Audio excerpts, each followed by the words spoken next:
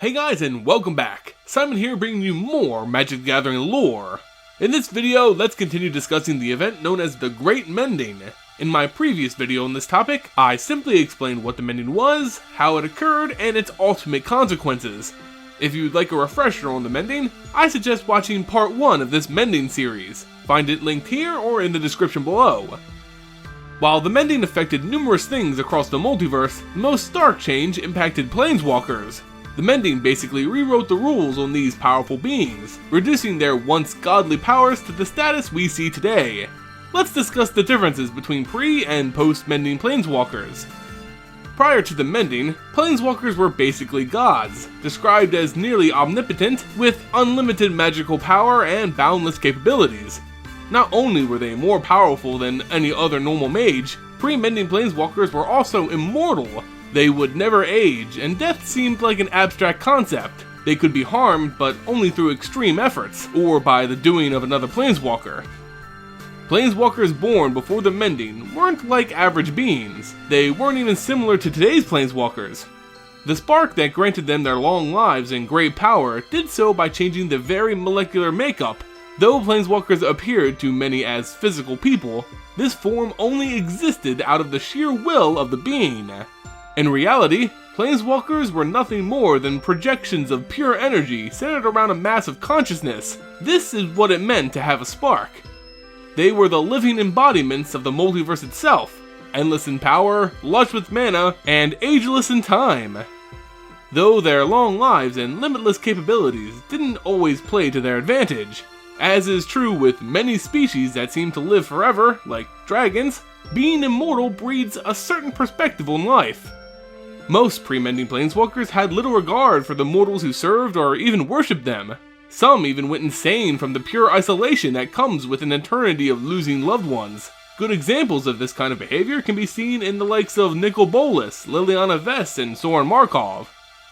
As for what they were capable of, pre-mending Planeswalkers were basically only confined by the extent of their own imaginations. Karn built his own artificial world. In fact, a few pre-mending Planeswalkers managed to create their own planes. Sorin Markov created a godlike being from his own essence, the Guardian Archangel Avacyn, along with a bottomless jail made from the silver of his plane's moon.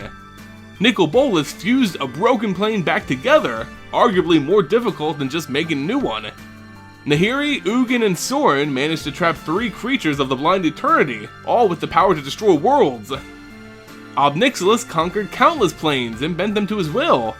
Liliana Vess was known as the most beautiful necromancer in the entire multiverse, with skin that lacked even the smallest flaw, and a spirit that never waned. Sarah and others were capable of creating and restoring life to dead loved ones, healing mortal wounds, spitting in the face of death itself. All these outstanding feats were accomplished because these Planeswalkers were endowed with the pre-mending spark. Of course, when the mending occurred, they and all Planeswalkers to come were horribly nerfed. Modern day Planeswalkers, including those who lived through the mending, are nowhere near the power they once possessed. No longer are they immortal, they age, become harmed, and die just as easily as anyone else in the multiverse. Although they have enhanced magical prowess, Planeswalkers are no longer the undisputed greatest mages. There exists a number of skilled wizards planebound all over the multiverse, able to teach Planeswalkers a thing or two. And the scope of their abilities were pruned back to only their preferred discipline of magic. With so much power lost, many of those who experienced the mending have stopped at nothing to regain their former glory. Nicol Bolas, who has an unusually long life thanks to him being a dragon, attempted to absorb the conflux of the plane Alara, all in order to restore a mere portion of his lost power. Liliana Vess lost her ageless beauty thanks to the mending. She brokered a deal with 4 demons in order to become immortal again, and gowned the treacherous chain veil to reinvigorate her depleted necromantic strength. Obnixilis was willing to siphon the life of a dying Zendikar in order to reignite his spark. Even Ugin the Spirit Dragon seeks to better understand the multiverse through his study of the Eldrazi Titans. But what old Planeswalkers may have lost as a result of the mending, new Planeswalkers have gained something they couldn't. Without their endless wells of mana and godlike abilities, Planeswalkers today are humble forces of the multiverse rather than shapers of it. Many work for the good of others, and those who use their powers selfishly do so without the capability to end the entire multiverse.